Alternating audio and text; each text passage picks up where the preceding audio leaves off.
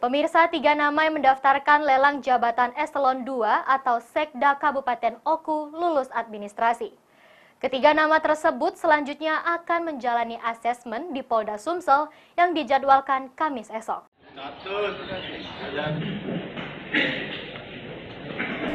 Lelang jabatan eselon 2 atau Sekda Kabupaten Oku diikuti 3 orang dan ketiganya dinyatakan lulus administrasi.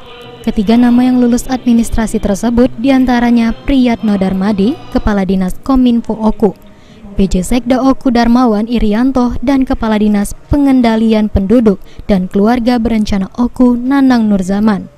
Kepala BKPSDM Oku, Mirdaili, mengungkapkan dalam lelang ini seluruhnya diikuti oleh pejabat di lingkungan Pemkab Oku dan mencakupi sesuai dengan kuota minimal pendaftar sehingga tidak terjadi perpanjangan masa pendaftaran.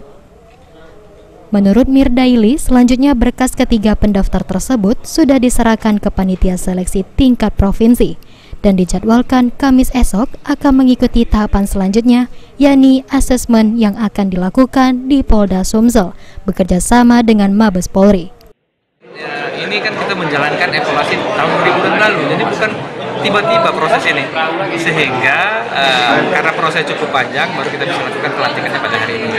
Nah, setelah nantinya pelantikan ini baru kita kelihatan tempat-tempat atau jabatan-jabatan yang kosong, baru akan kita buka lelang terbuka. Nah, jadi siapapun boleh dan bisa ikut lelang ini. Kami akan buka lelang ini mungkin dalam beberapa hari lagi setelah kita lakukan evaluasi untuk pelantikan ini sama Pak Sekda dan Kepala BKPSDM. Insya Allah dalam waktu dekat kita akan segera isi jabatan-jabatan kosong mulai dari eselon 2, 3, dan 4.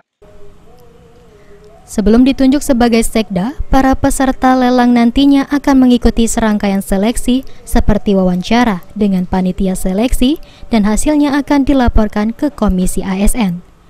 Ari Pranika, PAL TV.